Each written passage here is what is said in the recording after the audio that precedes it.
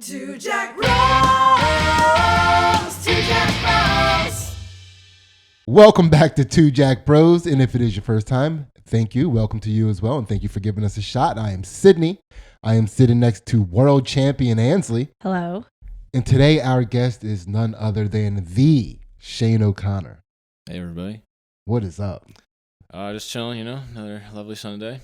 All right. Don't be doxing people about the days that I record. Oh, it could be any day of the week. Every day is good if it ends in Y. Yeah. And of course, you can catch Shane January 12th at his Best in Show at the Underground Arts in Philadelphia. What is that? It's going to be a stand-up showcase. We're bringing down Daniel Simonson from New York. He's a really funny dude from Norway. And we're going to have some other Philly local people. It'll be a good old time. Hell yeah. So check him out for that. And all right, Shane, do you know what we do on this podcast? I've heard there's some chakra talk. Okay. You have a good idea. Yeah. All right, cool. You signed up for this. All right, ready? Yeah. So basically the premise of this podcast, Shane, is to prove that you can have pretty much any type of sense of humor and still reach a higher consciousness or enlightenment. Right? You don't have to be a dweeb to open up those chakras. Normally we get a person on here that's not a dweeb. I'm an honor to be the first dweeb. Yeah. But no, so this is we take our guest, who today would be you, through the process of enlightenment so that our listeners and then Ansley and myself can laugh our way to a higher consciousness while you do all the hard work. All right. All right? I'm here to serve. Yes. Nice. This is blue collar Shane. Yes. I'm here to work. Yes. Shane. So Ansley, let's get started. So Shane, what situation or event did you learn the most information from? Probably my first job. I had a really hard time getting a job for whatever reason. Every grocery store would turn me down. But then I got a job at Sears at the mall. Yeah. And I just had never really, worked or interacted with people on a grand scale. And you kind of learn a lot about yourself. And I think I found out I'm pretty easygoing. My coworkers would get a lot of stress. There'd be a lot of yelling at customers. But I would just kind of lay low and take care of the home goods section best I could. And yeah, it was just a weird time. It was like 40 hours a week my whole summer just at Sears openings. Nobody knows Sears opens at 7 a.m. Yeah. So I'm there at 7 a.m. just sitting there. You get yelled at for leaning on the counter, so I'm just like constantly folding stuff. And it was just a weird time in my life when I think back to it. Well, I'm going to go back a second and talk about why you maybe weren't getting these jobs at grocery stores. Yeah. It flummoxes me to this day. I applied to Wegmans maybe 18 times and didn't get in. And I just wanted to be a cart wrangler or something to get $8. They wouldn't even let you wrangle. I never even interviewed. You didn't get an interview? I never got an interview at Wegmans. And you couldn't get past the application process. They hired a guy to wrangle carts who got kicked out of school for selling pot. And I couldn't even get an interview. And And that should say something about white privilege, because I think you have maybe the whitest name. Yeah, I mean, if you can't trust an Irish guy to push around carts in a parking lot, what has it all been for? If you see an application, you see the name Shane O'Connor and next. Was Wegmans the only grocery store that you wanted to work at? It was right next to the high school, so it would have been really convenient just to walk over there after school and work. And it had just opened, so it's like they're hiring everybody in town. Except Shane. Except me. Dude, honestly, your name might be too ethnically Irish. Yeah, they think I might be drinking on the job or something. Yeah. Okay, so we parsed that out. Yeah. Yeah, because I was like, maybe he didn't have enough energy in the interview process. Yeah. But he wasn't even making it to the intervers. No. I feel like back then I was given a lot of just nervous teen energy because I was in your application. Right. Well, applications like squiggly lines. It's like dog walking. I water my neighbor's plants. And then I finally got an interview at Acme. Oh. And I was like, a step down from Wegmans, sure. Yeah. But my friend's mom worked there. Still couldn't get the job. I couldn't even get nepotism into Acme. Yeah. Wow. But Sears took you. Yeah. And then I only found out Sears took me because the guy who interviewed me, it was his last day. And he had to like. And we You talked. know, he gave them a Shane. It's like, he tried to take Sears down on his way out by hiring Shane. We talked about golf for the whole half hour, and I was like, "Oh, this is the best job interview I've ever had." And then I was like, "Where's Ryan?" And he's like, "That was his last day when he hired you." And then my manager was out on vacation, and he came back. He's like, "Why'd they hire you?" And I was like, "I don't know." Yeah, that other manager gave Sears a big fuck you on his way out. Okay, so you're in Sears, and this is your first time interacting with people, right?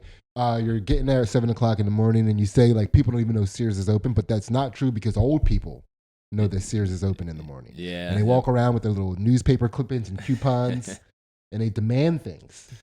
Oh yeah. So how was that? How is your interaction with old people, and what did you learn from that? I learned a good amount because I never really had old people in my life before that. Like I never had grandparents or anything, so it was like, oh yeah, I'm just talking. Old people are just people, they're just tired, and They just want gold toe socks. yeah, they want gold toe socks, and they want to know where Land's End is because everybody comes to Sears for Land's End. It's like I don't know, blue collar Patagonia or something. I don't know. They want their fleece, and it's always like around the corner from where I work. So it's like, that's the only time people came to Sears was to get stuff that is only sold at Sears, Land's End, backpacks and stuff. So this is your early morning. You're dealing with the old people. You're walking them around, showing them where Land's End is, giving them the discount on gold toe socks. Lunch break. What are we doing? We're going straight to the food court. Okay. If I don't have a lot of time, I'll go to food court. I'm friends with the Sbarro guy. He's giving me free breadsticks. That was a good hookup. If it was a longer day, I would drive across the street to Wendy's and eat Wendy's in my car. And those are peaceful time looking back. Just wandering around in khakis and a black polo shirt, just like eating like Orange Julius and Sbarro. And then they got rid of the McDonald's. That was a really sad day. That's kind of when the writing was on the wall. I was like, I gotta get out of here. Taking out McDonald's from the food court. Yeah. Oh, that's a quick lunch. Yeah. You get 30 minutes. Yeah. Yeah. So, are you friends with any of your coworkers?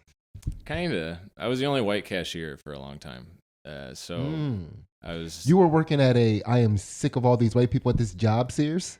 Kinda. Yeah, but it was in like it's in like a white area though. It's confusing. Yeah, but so there'd be some tension there sometimes because it was very competitive. The only way they measured how good you were was how many credit card applications you could get. So it's like how many customers could you trick into signing up for a Sears credit card? Yeah. So like one time this lady was, her name was Diarrhea, and I would always page Diarrhea to, I'd be like diarrhea to men's, and she would get upset. And but then so you would just like kind of sweet talk people when they're shopping and be like, oh hey, like I'll be at the register if you need anything, save you some money, but getting this terrible credit card, it's like 35% interest or whatever. And one time she went on break and I covered her station. The guy comes and applies for a credit card right as she's clocking back in, and she came over and she shoved me aside. Like she's like, that's my credit card application. I was like, you're on break, get out of here. You fought a Diarrhea over her credit card application? She was giving me the business. I was kind of just being like, I don't care, just take it. She was so mad at me. Okay so but then our manager came over and was like, you can't be screaming at each other in the cash wrap. Were you like, we were screaming at each other? I think we all know who was doing the screaming. Yeah, read the name tags. Yeah, I'm getting beat up over here. Did she put hands on you? Yeah, she gave me a big 2-handed shove and like kind of the hip check as for good measure. And like, did any of her press on nails pop off? I'm sorry. I did. She was about to start taking the hoop earrings out, and I was like, I gotta get out of here. But that was when I knew I was like, this is kind of a high stress for $7.25 an hour. Yeah. First of all, I'd like to apologize to any potential diarrheas out there for my interpretation of a diarrhea. I apologize. I'm just being silly. I'm sorry. But am I accurate? Yeah. It was a lot. It was just kind of because the manager guy, he was like, he's kind of like Guy Fieri hair, but all black, and then like big earrings, and he drove like a souped up Scion, and he's always talking about his Scion all the time, and then he'd either talk about his Scion or yell at you for not tricking immigrants into signing up for credit cards, and that was just the whole summer I spent doing that. You just dreamed of Wegmans the whole time you were there. Like, I was like, what I would do just to be pushing a grocery cart right now. Yeah, free samples. Yeah, just eating all day. Yeah, God. But I don't have to like scream, fight a Diara. And honestly, the only reason why Shane was screaming is because he had to be louder than the sound of her bracelets jingling. I talk like this even then, so it's like hard for me to raise my voice. I'm like, oh, please stop. I can't. Enough. Okay, so if you had to, clocking out. Like I said, now you're leaving. Now you're at the end of the night. Mm-hmm. What's happening? Like when it like tell me about like the busy time. You're dealing with people. Because I would imagine that most of the people that you learn how to deal with are the customers. Yeah. So I always call everybody ma'am and sir. I'm like, ma'am, can I help you? And then people get really upset sometimes when you call them ma'am. Because it made him feel old. Yeah, but I'm like, I'm not gonna say miss. Miss feels like weird. So I just feel like I just wish they could tell I'm just trying to be polite. And I'm like, yeah, you can go over here. Like I'll do that return for you. Like let me hold this while you go shop or something. And I'm like getting flack. And then people get mad about the credit cards when you have to trick them into signing up for the credit cards. Yeah. So that was bad. And then people on layaway would always be kind of bummed. They'd always try to be on the slide. I'm like, yeah, I'm paying off layaway. And I was like, there's no shame in layaway. Layaway's beautiful. Like you just get your stuff later. And I don't know. It was just like a lot of like navigating stuff that I'd never been experienced to. Do you often have people not understand that you're trying to be polite? Like, do you choose the wrong words in a polite tone often? Kinda, yeah. Yeah, it's like it's either the wrong tone or the wrong words, or I mumble really bad, and I'm like, oh, I'm smiling though, so this will cancel it out, but it does. Oftentimes it doesn't. Makes it look creepy. Yeah. All right. And I'm wearing Dockers this whole time for the record. Yeah. All right. So and now you're end of the night. Mm-hmm. We're just going through a day in the life of retail. Yeah. With Shane, I was a retail monster. I worked retail a lot. Yeah. So I kind of know the layout. I know the landscape. I know the Diaras. Just the managers you're describing. I know all these guys, right? But end of the night, what's going on? I'm remarkably tired from standing all day and getting yelled at when leaning on stuff. So then my feet hurt, and I just kind of hang up the lanyard on the hook and like clock out. One time I was clocking out and someone was trying to steal stuff. Mm-hmm. And they were running through the back of the store with like this jewelry they grabbed, and the big sliding door, they whammed it, which is right next to the timeout computer, and I just got bonked in the head as I'm clocking out, and I was like, this is the longest day of my life. Wait, so as he was running out, he accidentally bonked you? Yeah, like the guy didn't know that like the clocking out computer is like right there, and he's running away from the loss prevention guy, and just like through the back of the store, and I'm just like, I'm about to like walk away, and I just get slapped on the head with the door, and I was like, what's going on? The guy's like, get him. And I'm like, I don't know what's happening. I'm not kidding. I'm not on the clock anymore. Leave me alone. As a person who worked in retail a lot, it sounds like you were one of the most in the way employees ever in a retail store. Yeah, it's just bad. Wrong time, wrong place a lot of the time. You know, it's but those early mornings, those are the peaceful times. I do like a crossword puzzle or something. You never would have made it at Wegmans. You are clearly not Wegmans material. I don't know what you were putting on that application. Oh, wait. I ended up working in a grocery store. Actually, you guys may know Redner's. You're familiar with Redner's warehouse markets? That's my area. Yeah. So it was the southernmost Redner's. It was in Lionville, Pennsylvania. Okay. And I got a job there, and they were like, what would you make at Sears? And I said $7.25, and they're like, we can do $7.50. And I was like, that's the best news I've ever gotten. Let's do it. And we were in a trailer in the parking lot because the store was still getting built, and you had to do a drug test where you like suck on that sponge. You ever done that one? No. Really? Yeah. No, I never sucked on a sponge. I think you were being pranked. She's like, hold this in your mouth for 30 seconds. They gave him LSD. Yeah. Really? They were like, suck on a sponge and then do stuff. In a trailer in the parking lot. It's fine. Things I'll do for an extra quarter of an hour. Yeah. How about you suck on a sponge and let's listen to Ween? All right, so you sucked on a sponge. Yeah. And then how did Redner's go?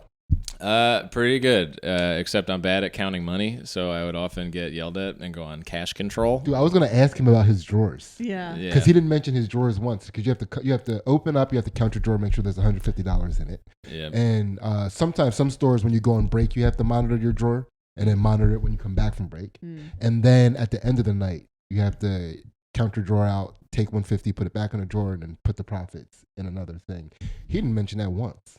Yeah. I honestly don't remember doing it at Sears. I think Yeah. we had one guy come around and do everybody's drawers at Sears. Some places are like that. Mm-hmm. But at Redner's, it was like you said, you got to do it at your break. You got to do it at the end of the shift. And I think I kept getting tricked by people who would do like that change trick. Yeah, like something was like $5.35, and they give you $7.35, and you're like, "What am I doing here?" Yeah. I don't know. or they'll give you like, or to be something obscure, and they just want a quarterback, so Yeah. they give you like, I don't know. It's just like people tricking me for like $50, and I was like, "Why are you doing this? Like, go work." Wait, how are people using change to trick you for $50? Please explain. I don't remember. I just remember getting in trouble all the time. Sponge, you told him to suck on it. It got so bad that they just put me. I was the only person old enough to sell cigarettes out of the cashiers, so they just put me on the cigarette register, like over on the side, and people only really came there to sell cigarettes or buy cigarettes. And they're like, just go stand over there and stay out of this, or put me on self checkout where I wouldn't have to do any drawers. I'd just like hit the button when people would mess up. Yeah. Oh man, but yeah, I get in trouble a lot. Shane, I don't know why. it doesn't sound like it went well at all. I mean, not for renters anyway, right? Yeah, I mean they lost $8 a shift because of me being unable to count good. And Yeah. Then now it's closed and it's a tractor supply company now. All right, but they were on their way to that anyway. Yeah, that location was Sucking on sponges in a trailer in the parking lot. All right, so Okay. now so what if you had to distill, right, in a sentence? This is a tagline. Mhm. What you learned from that experience of your first job and where you learned the most information, what would you say that would be?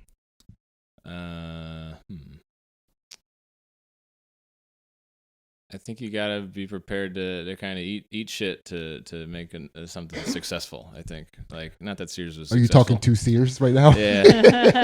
Yeah, I feel like people just whine a lot, and I'm like, yeah, if you just keep your head down, you get your money, get out of there. Yeah, That's Sears, kind of- sometimes you're going to have to hire a few Shanes before you really come across some good employees. It's not my fault they filed for Chapter 11 right after I left. I think that's He's ending Dude, businesses. he was as went decimating through. them. Yeah.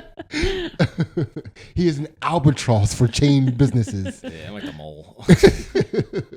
But yeah, so you're going to have to eat a lot of shit. Yeah, to kind of just you go along to get along kind of thing. Okay. All right. I think this is going to be an interesting episode. Yeah. I'm ready. You ready for this? Uh-huh. All right. Shane, first of all, thank you for sharing that. No problem. And from this point on, what we're going to do is open up your chakras from the bottom chakra up. Okay. The bottom chakra is located in your butthole. Are you okay with that? Yeah, all out. Okay.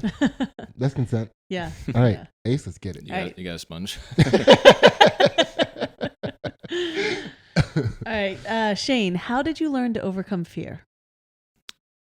What if I haven't yet? Am I not? I might have not. Ooh, this one might be blocked for good. Well, how do you deal with fear when it presents itself? I usually have to, step back a little bit and think about it, and then try to do it. I think a lot of times, and before the last recent years, I'd kind of just run away or something. But now I'm like, oh, you gotta do it eventually. You gotta confront this or do that, and so yeah, I got a little better at it, but I think you just kind of have to stop worrying or being like about not that you don't think about the consequences, but that you should kind of like whatever happens. You got to overcome it.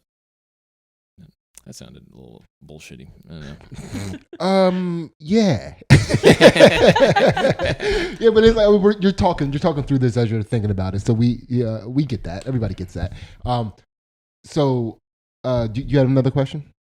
Well, I always wonder with comedians, like, public speaking is definitely, like, for most people, one of the biggest fear-based activities. Yeah. And, like, you guys get up there and do it, often.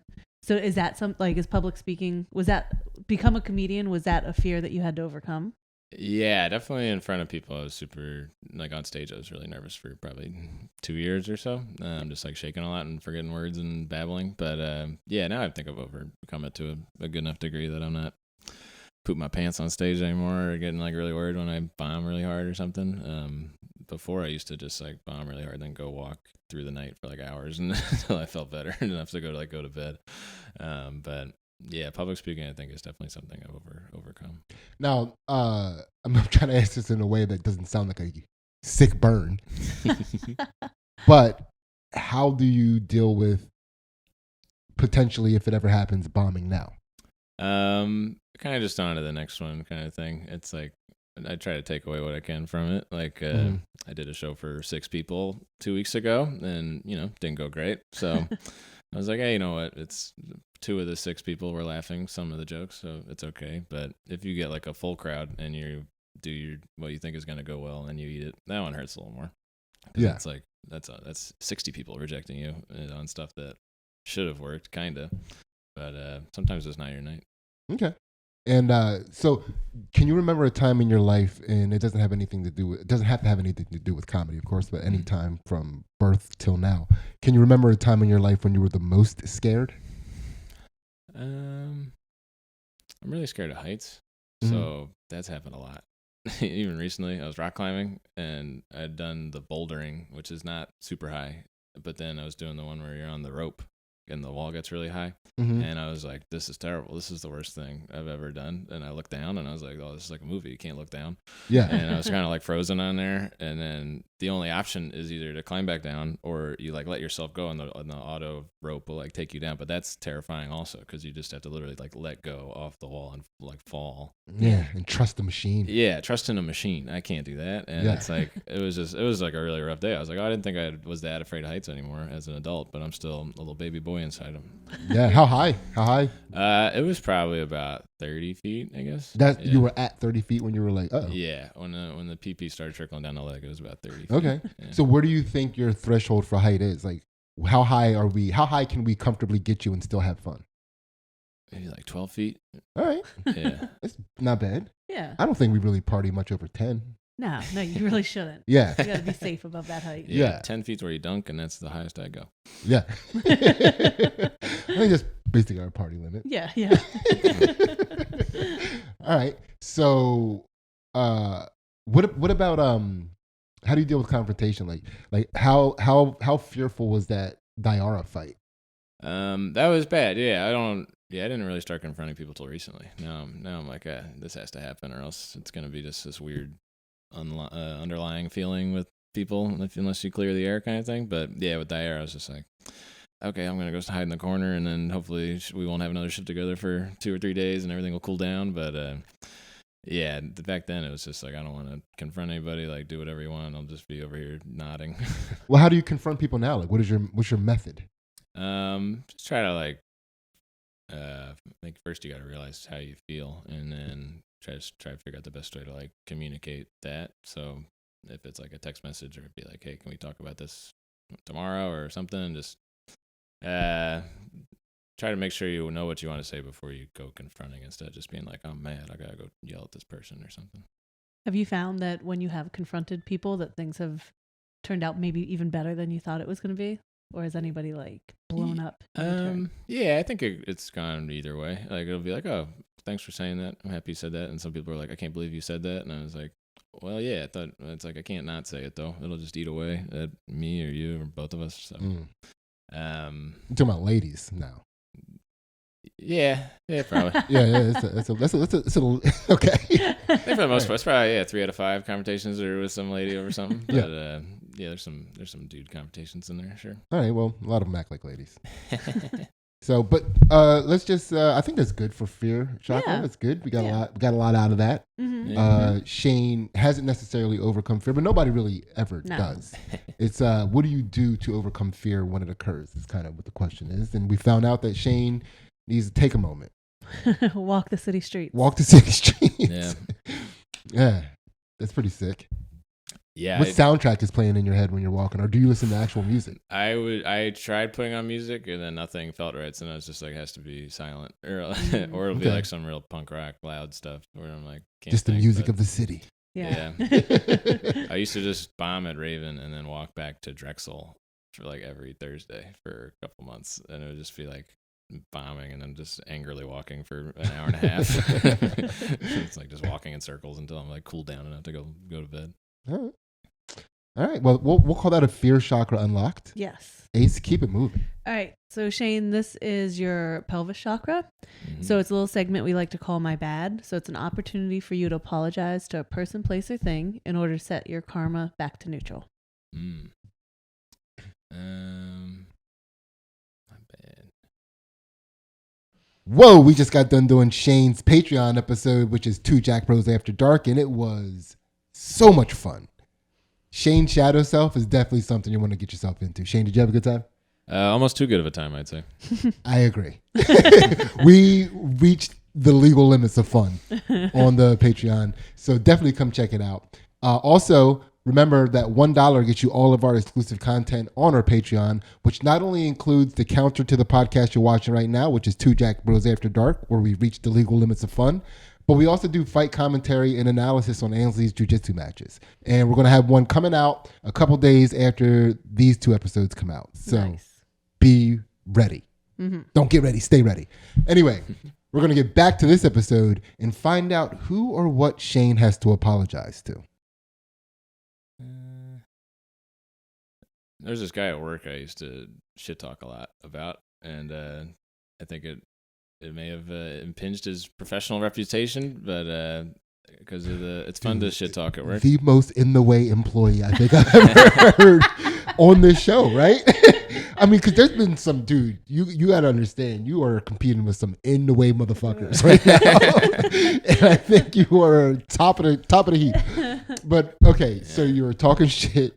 What shit were you talking on this man? I want to see if I can put together a picture What of does he this look man like? through the shit that he's talking about. What job are we at? This is my old job doing like marketing consulting. So you just Okay. kind of like Okay. like you have clients and they have like troubles with like their emails and you help them out. And Okay. yeah, this dude is like, you guys have email accounts? Yeah, heard of him. Are you the people who like read the emails, or do you leave the inbox count like really high?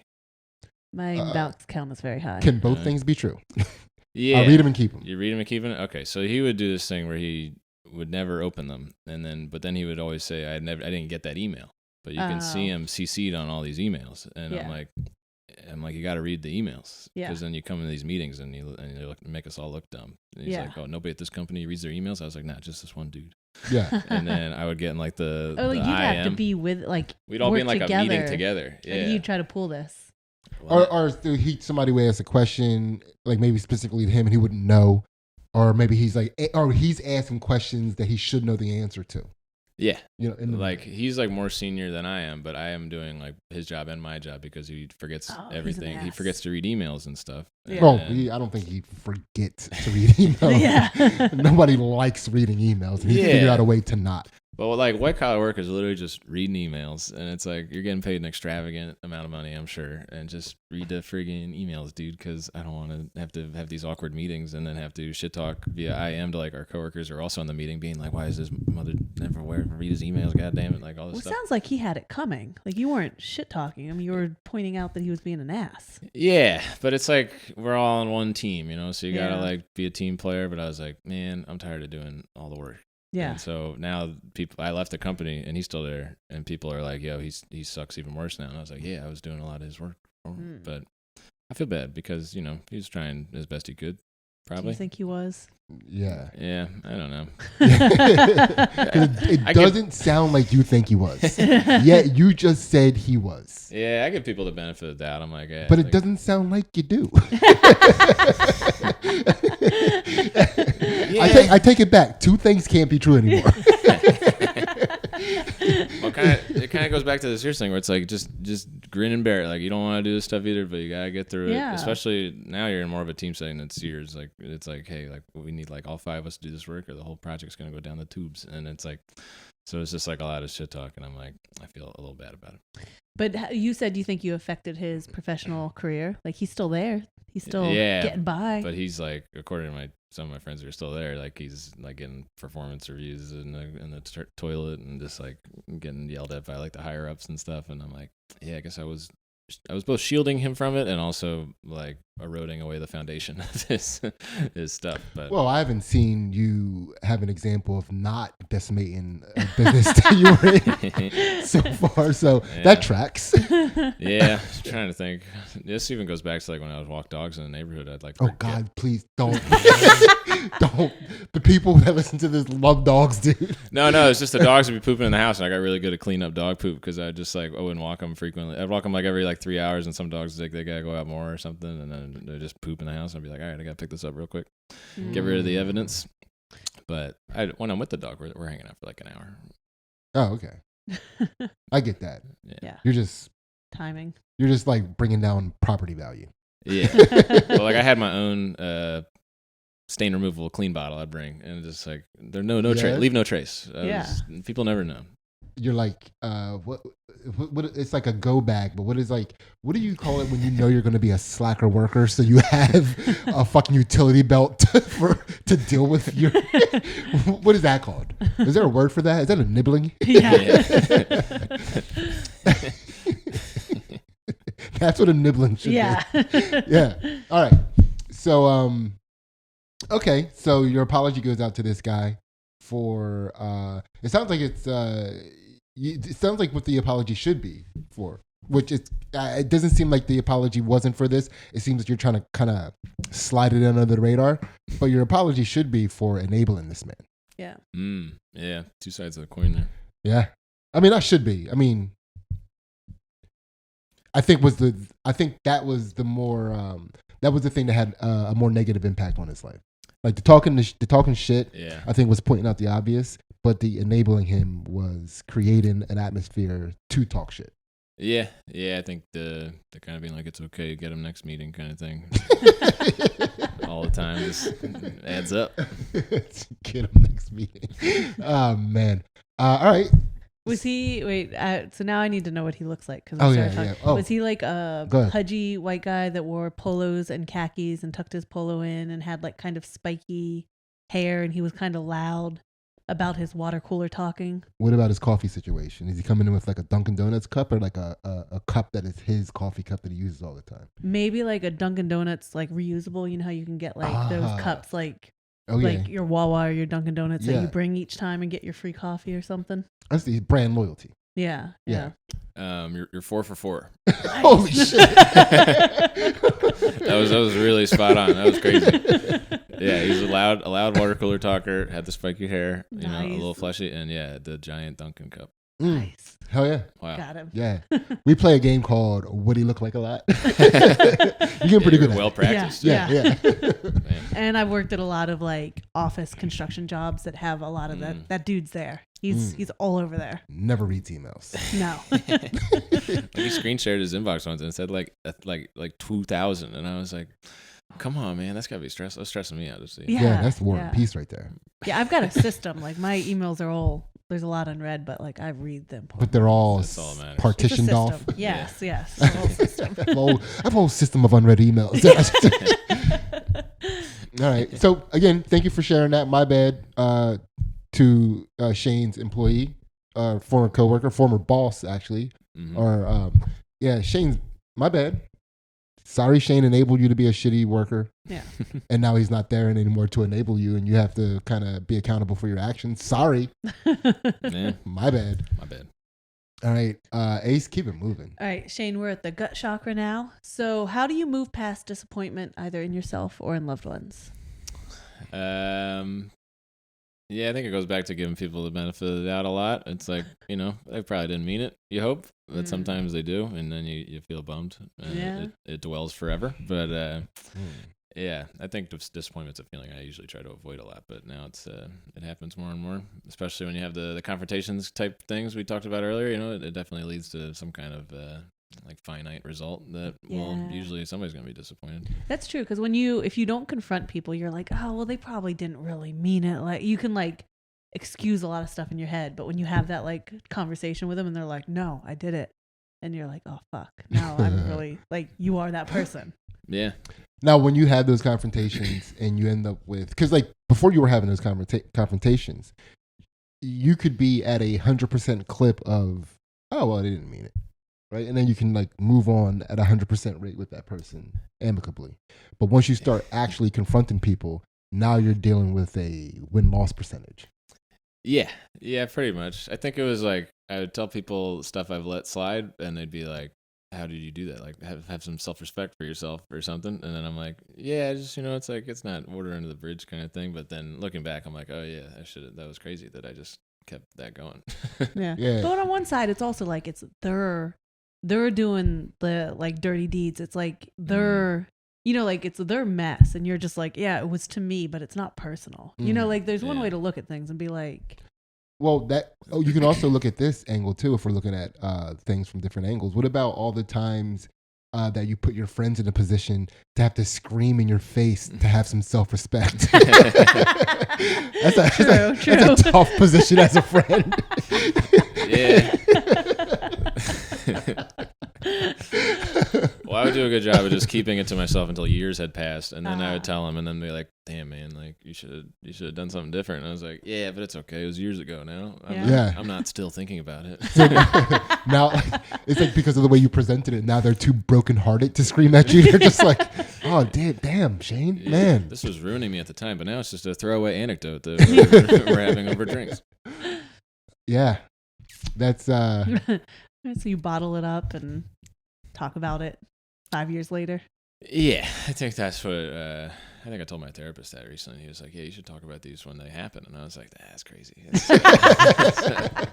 Maybe you need a therapist, dude. Yeah, you gotta let it marinate for 12 to 24 months, I think. Yeah, that can't be the way you're acting in real life. Really, as a therapist, I really think you should not be doing that. Yeah. I mean, yeah.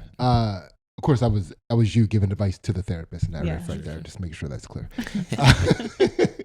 So, when they mean it, it's an issue. When they don't mean it, it's not an issue. But of course, you only know whether or not they meant it or not. You only know the difference if you have the confrontation. Yeah. Like there's no other way to know the difference, right? Yeah, it's all like kind of like theoretical disappointment or feelings or something until you actually have have it out and be like, okay, this is what actually is here, kind of thing. That's when you have. That's a crazy way to look at it. You don't even find out you're actually disappointed until the confrontation. That's true. That's just potential disappointment. You're not even confronting your disappointment. Dude, that's a quantum state. You're both disappointed and not disappointed at the same time. Yeah. Until it's observed. That's why you got to walk the night streets. It's deep. That is. Thinking of theorems on my wall. Yeah. Shit. All right. Yeah, it's like when people get anxious about like stuff that will or may not happen. It's like, hey, just push the envelope. Like the only way to get rid of the anxiety is to have it happen, and one of the two things is going to happen. But I think the question of whether or not the thing you're worried about is going to happen will ruin you more. Yeah. All right. I think it's good. Don't you have to ask your question? Oh, thank you. You're welcome. Thank you. See why they call you Ace now. Dude, yeah. Now I would have been kicking myself. I know. For a whole week until we did the next person. Right? So Shane, I love asking this question. Thank you so much, Ansley. Yeah. I love asking this question. In the disappointment section, of course. Whether or not you did sports or any sort of performance art where there is a disappointment that still lingers in your mind to this day. I feel like Shane has some lingers. Oh, yeah. Like my whole high school tennis career. Oh, man. I was like just losing all the time. Forgot to make Ansley guess what sport you played. Oh, there's some others you want to guess? Oh, well, I think it's pretty obvious from here. After tennis? Yeah, I think so. Did you dabble in soccer? Well, you can't ask it like that. That's leading the witness. You got to throw it out there. Okay, what are you doing? Okay. She almost got him. He shook his head. Yeah. The way you said it, I feel like I should be like saying handball and stuff now. Wow, I didn't realize this was going to expose what Ansley thinks about tennis players. My bad, Shane. Hey, it's okay. There's a lot of stereotypes. Follow your heart. No. Were you a runner?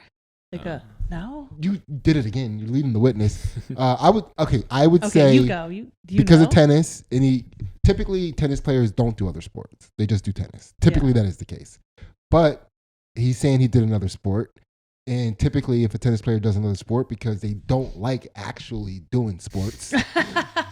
So they a lot of times play baseball where they can just chill most of the game. That's correct. Boom. Nice. Okay. Okay. You know bosses. I know sports. Oh yeah, baseball had a lot of disappointment too. I forgot about that. Put that away. Yeah. All right. Well, let's talk about. Oh wait. Let's hear a little bit from column A and column B. Yeah, tennis is just like it's kind of it's not dissimilar to like kind of grappling jiu-jitsu stuff. It's just you and the other person going like mano a mano, and there's a lot of mental fortitude it takes, and I don't have that. So. Only similarity, by the way. Oh yeah, for sure. Yeah. There's like 80 feet of difference between the two competitors. But yeah, I would just like I was very emotional. I'd yell a lot and scream and like do like the fist pumps. No, I never did negative stuff. I would be like screaming like come on or stuff like I watch tennis. Were you the type of guy like if somebody hit like an ace on you, you'd be like, well, you probably wanted it more. You give him the little hand clap on your racket. Yeah. All right. But yeah, like one time I like did an ace. Well, it wasn't an ace, could hit him, but I did a body serve and it went up his racket and hit his body and broke his sunglasses he was wearing. Ooh. And I was just like, oh hell yeah, like that. I was like, oh man, I won that one, but then I lost the next like 6 matches, so it was kind of tough. Man, if that happened. If I did that, everybody in my life would know that. Yeah. I can't believe I've known you this long, and this is the first time I'm hearing about that. I felt bad. I was beating him like 6-0, 6-0, and I was just like... And then you broke his glasses. I broke his sunglasses, too. Can we get him on the podcast? Yeah. I want to hear his biggest disappointment. Now. I hope he's successful. Yeah. Man, that's a wild story you should be telling everybody. That is like... People would love knowing that about you. People would be like, oh, well, at least he had that going for him. I think I'd just have a problem only focusing on the negative. So it's like I have that one, and then it's like, oh, I remember that time I blew like a 4-1 lead in like the third set to like this guy I know, and then I get my ass beat. And I'm just like, I think about that one. Yeah, I think about breaking this guy's glasses. Did you walk away with your glasses? Yeah, I had my glasses. Yeah. I mean, it's like a video game. That's like remember, like I think it was NFL Blitz, where like you would hit somebody, their helmet would pop off and stuff, or just like any fighting game where like as the fight goes on, like they're like losing parts of their clothes, like their shirts are getting ripped. Dude, you gave him a fatality. That's crazy. That was probably the only tennis fatality of the year. Yeah, it's that, and the one time I hit a guy in the balls one time. All right, well, that's just a classic. That was just your comedy roots showing. That's a no. Yeah. When you play doubles, there's too many people on the court. It's cluttered. But yeah. All right. So what about these baseball disappointments? So I played catcher, and so I'm there for most of the game doing that. I'm involved in all the pitching and stuff, and it's just like you're watching the guys in the field like right before your eyes like screw up or something, and you're like, all right. And then the pitcher's always a nut job, so you gotta go talk to him and be like, hey man, I know they're sucking, but we're good, right? And then, it's like have them throw a pitch in, and then like you let a pass ball by, and all of a sudden the run scores, and you're just like, oh no, I'm the problem. It's just like it's like a comedy of errors almost. How decisive were you at picking the pitches for your pitcher, or were you just like get him the sign like whatever you want, throw whatever you want to throw? Yeah, like you can't do it too much for some pitchers because like they don't have a lot. Like with that, like, I played it through like middle of high school, so it's like at that point only like 1 in 3 guys has like more than like 2 pitches or like that good of command or something. So like I'll do the little signs and I'll move around a bit, but this one guy I'd be like whatever you want, man. He was like our best pitcher, so it's just like if I'm wrong, just nod me off. I'll do whatever you want. Here you go. Yeah. So he's like giving you the signs. Yeah. When you get alphaed by a pitcher, you're like all right, he's like, but you better get the strikeout though. Yeah. 6'3", 6'4"? The pitcher? Yeah. Yeah, he was a big dude. Yeah. He had a nasty splitter. Oh man, I could never block it, and he would get mad at me. It's like, sometimes it would go extra and it'd bounce in front of the plate, and that's when you're kind of screwed, where you gotta like dive on the grenade. Yeah. Kind of thing. Wait, block it? What do you mean block? I don't see. I know athletes. I don't know necessarily like the ins and outs and the nuances and terminology of a sport. I don't think I've ever heard that a pitcher is supposed to block something. Oh no, like the catcher blocks the pitch. So like the pitch coming in usually it just zips right into the glove. Mm-hmm. But sometimes if it's like a breaky pitch, it might bounce in the dirt, and then you have to block it, or else the runners will advance. Oh, with your body. Yeah. Like make sure it doesn't bounce behind you. Yep. So that gotcha. Yeah. So you're literally like kind of jumping on it, and you like smother it, like it's something. So you're like in the middle between like the pitcher and the batter, like blocking, like no, like you're just blocking the ball. Yeah, you literally like you do like a cool slide, and you like cover the 5 hole, and you just kind of like hope it hits me. You don't have flexible hips. No, my hip's locked up. Yeah. A doctor once called me remarkably uptight when I was. Shane, please tell me you didn't put that on your application as a child. That's probably what the problem was. It's like physically. I put in parentheses physically uptight. Mentally, you can do whatever you want to him. Like he's not saying nothing. If you don't mind, I think that's going to be the name of this podcast. Remarkably uptight. It's totally fine. I think about it every day when I'm stretching. Like she was so right. Yeah. That's all right, man. This is fun. Yes. And we're only at the third chakra here. We're having a good time. All right. So first of all, thank you for sharing all that. Yeah. That is definitely a gut chakra unlocked. Mm-hmm. Right. Ace, keep it moving. All right. We're at the heart chakra now. So Shane, what have you learned from grief? I don't do super good with it, I'd say. I was just getting not an argument, a passionate discussion about my childhood dog, who I still tear up thinking about. And people being like, you got to get over that. And I was like, nah, he's my best friend. But yeah, when it comes to like adult grief, I haven't had that much, I guess.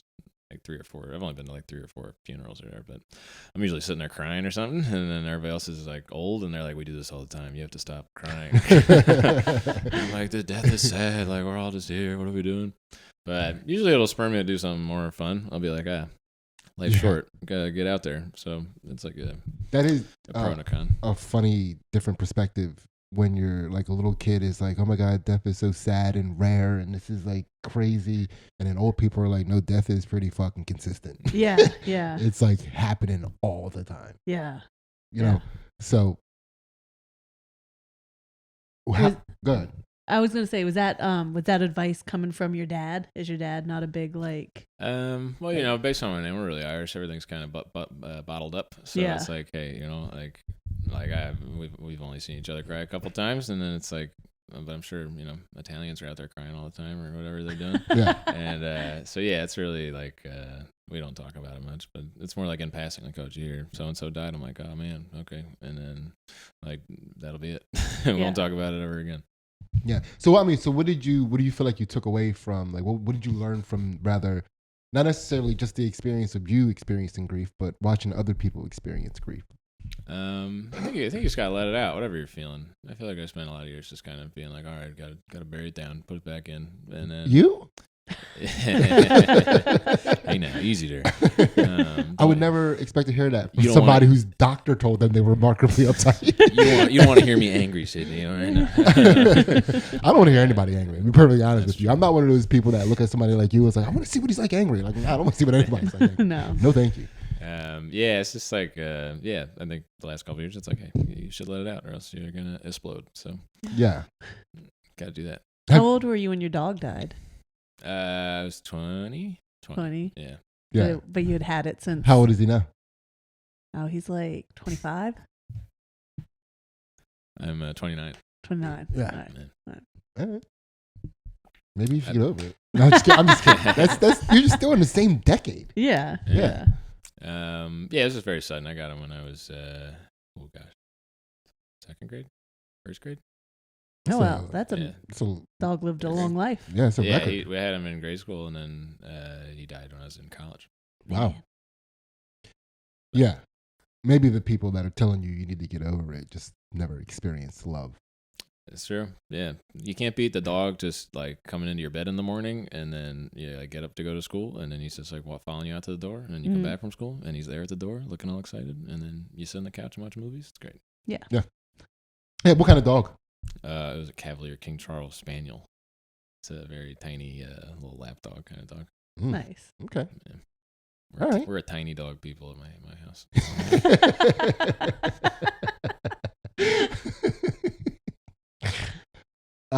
What was the dog's name? Clancy. Clancy. Yeah. All right.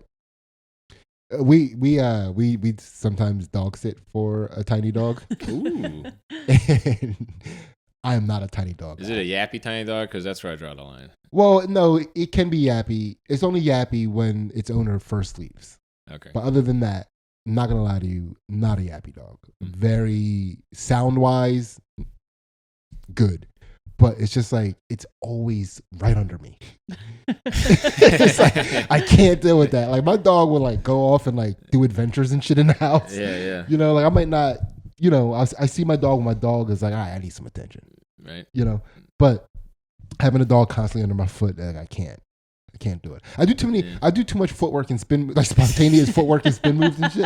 It harshes my ability to just have whimsy throughout my day. You know what I mean? Yeah, you can't just like do a spinning kick on a whim. No, you can't. Just fucking dog flying.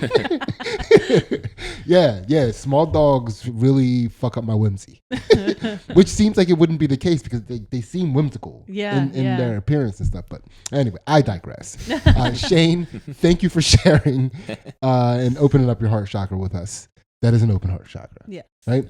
Yeah. Ace, let's keep it moving. All right. We're at the throat chakra now. So, Shane, what is a favorite lie you have told or you tell? Extra karmic points if it's still in rotation. Yeah, I have an open mic to do.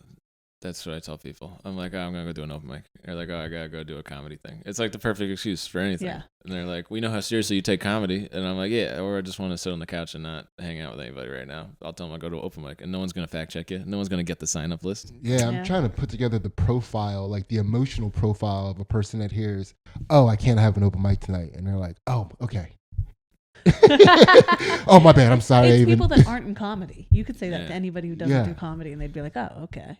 Yeah, if I asked you to do something, you told me you had an open mic, I'm like, all right, come on, let's go. Yeah, exactly. That's why it's like the perfect lie. Because especially as you get older and you're like your late 20s, people are like, oh, we all have to find a hobby because we're not finding fulfillment in work or whatever. And then like if someone's like, yeah, I got pottery class, I'm like, yeah, go for it. Or like I got to do whatever, yoga or something. I'm like, yeah, God bless. But then they hear open mic, they're like, okay, yeah, that's his thing. And then I'm free to just hang out and watch TV. Yeah, I would be like, Shane, why'd you say that to me?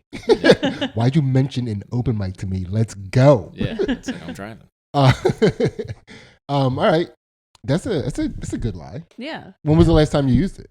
That's obviously a lie that's currently in rotation. Yes. I had to check my calendar. Probably last week. I was like, you document your lies? Well, it's like, normally people are like, oh, I don't like to lie or anything. It's like, well, let me look at my spreadsheet. I can tell you. Well, like I have a paper calendar, like a stitch calendar I got at Five Below, and I just if I have like the shows I do, and if I'm going to a concert, or I'm going to a game or something, and then if there's an empty day, I'll just put open mic ? To like encourage myself. It's like on the wall. Yeah, just to like tell myself, it's like, oh, I should probably go to the open mic. Yeah. Or like somebody wanted to grab dinner, and I was like, oh, it's like the helium open mic, which you may or may not get on. And I was like, I gotta sign up. All right, so put me down as a maybe or something. But I was like, I'll probably get on, and then it's a whole thing. But yeah, it's kind of more like me encouraging myself to go to an open mic. I'll be like, I should do an open mic. I realize I'd rather do an open mic than do whatever they ask me to do. That's fair. Yeah, that's totally fair. You should probably source more fun friends. Like friends are at least more fun than open mic. Yeah, some of the time. Yeah. All right. So, but yeah, thank you for sharing your very currently in rotation lie. Yes. That is a throat chakra unlocked. Yes. And Ace, keep it moving. We're now to the third eye chakra. Ooh. So we're out of the physical into the metaphysical. Okay. So what is something that you've always thought of as separate, but as you're getting older, you're learning it's really the same?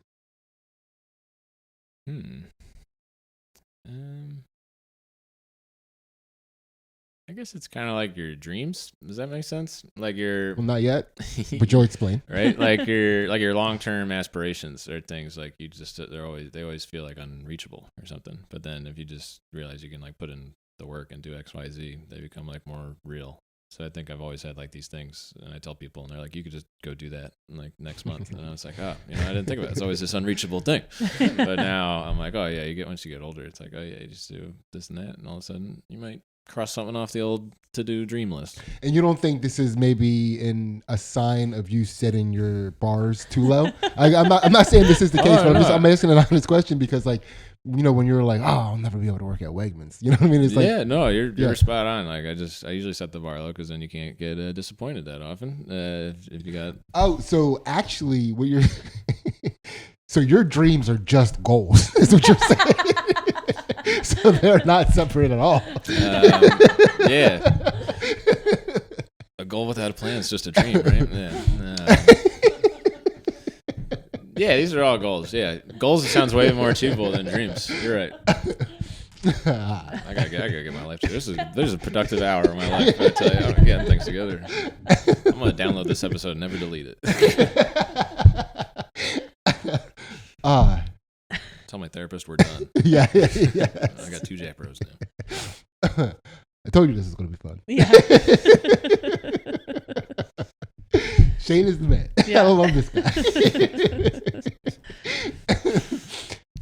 Yes. All right. So, Shane, can you give us an example of some of your? Yeah, I got one. Yeah. I found when I moved to New York before COVID, I had like a comedy dream list or whatever, and one of the things was perform at Caroline's on Broadway. Yeah. And then I was like, that'll take years. And then someone's like, here's the booker's email.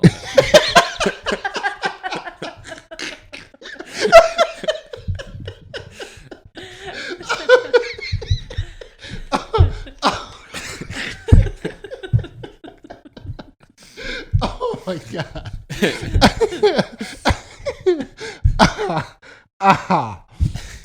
Then I drafted the email. Yeah. Yes. Global pandemic shuts down the club. And I was like, all right, dreams gotta wait. Yeah. I'm getting move back to New York. I'm like, is it still the same booker? And they're like, yeah. And then I see the news, comedy club's closing. So I'm like, all right. I was close on that one. Steps were there to be taken. Well, now that it's closed, it's an actual dream. Yeah. Like a living nightmare. Yes. Ah, man.